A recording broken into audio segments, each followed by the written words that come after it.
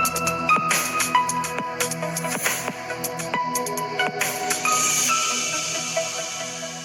Friends, എല്ലാവർക്കും മറ്റൊരു പുതിയ വീഡിയോയിലേക്ക് സ്വാഗതം. It's me Akhil Satheesh.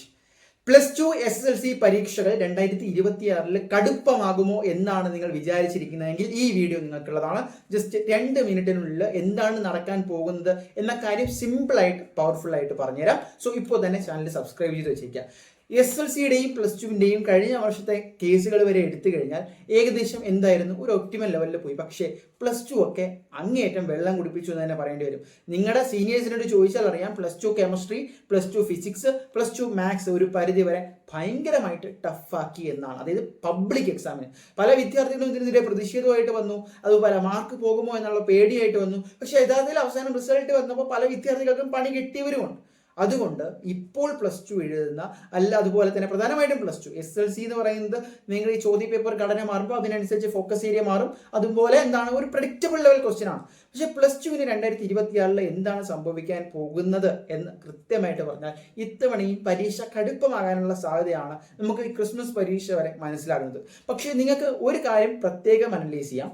Model പരീക്ഷയ്ക്ക് നിങ്ങൾക്ക് നൽകാൻ പോകുന്ന ചോദ്യപേപ്പർ എന്ന് പറയുന്നത് ഓൾറെഡി നമ്മുടെ DHSC ഹയർ സെക്കൻഡറി വകുപ്പുകാർ ഒരു 4ഓളം ക്വസ്റ്റ്യൻ പേപ്പറുകൾ പബ്ലിക് എക്സാമിന് വേണ്ടി തയ്യാറാക്കുന്നു. അതിൽ നിന്ന് ഒരു ക്വസ്റ്റ്യൻ മോഡലിനും ഒരു ക്വസ്റ്റ്യൻ പബ്ലിക് എക്സാമിനുമാണ് ചോദിക്കാറ്. അപ്പോൾ ആ ഒരു മോഡൽ എക്സാം എത്രത്തോളം ടഫായിരിക്കുമോ, അല്ലെങ്കിൽ ആ ഒരു ടഫ് മോഡൽ ലെവൽ ക്വസ്റ്റ്യൻ തന്നെ നിങ്ങൾ എഴുതണം എന്ന് ഞാൻ പറയും. അങ്ങനെ വന്നു കഴിഞ്ഞാൽ നമുക്ക് ആ ഒരു ടഫ്നെസ് പബ്ലിക് എക്സാമിന് വന്നു കഴിഞ്ഞാൽ ആസ് എക്സ്പെക്റ്റഡ് എന്ന് പറയാൻ പറ്റും. അല്ലാതെ എന്താണ് കൃത്യമായിട്ടൊരു പാറ്റേൺ മാത്രമേ മനസ്സിലാകുള്ളൂ. ക്വസ്റ്റ്യങ്ങളുടെ ടഫ്നെസ് യഥാർത്ഥത്തിൽ മനസ്സിലാകണമെങ്കിൽ മോഡൽ പരീക്ഷ തന്നെ കഴിയണം. അപ്പോൾ ഇത്തവണയും ടഫാകാനുള്ള എല്ലാവിധ സാധ്യതയുണ്ട്.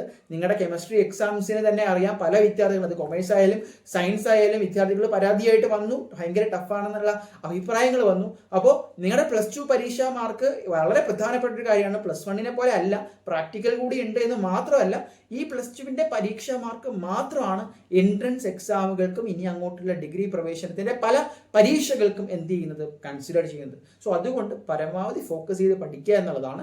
സ്റ്റഡി പ്ലാൻസ് ഒക്കെ വേണമെങ്കിൽ ജസ്റ്റ് ഒന്ന് കമന്റ് ചെയ്യുക. കീമും JEEയും നീറ്റും ഒക്കെ എഴുതുന്നവർ ശ്രദ്ധിച്ച് +2 ടോപ്പിക്സിന് ഊന്നൽ നൽകി പഠിക്കുക. അറിയാലോ, മാത്സിനൊക്കെ 5 വെയിറ്റേജ് ആണ് കീമിൽ.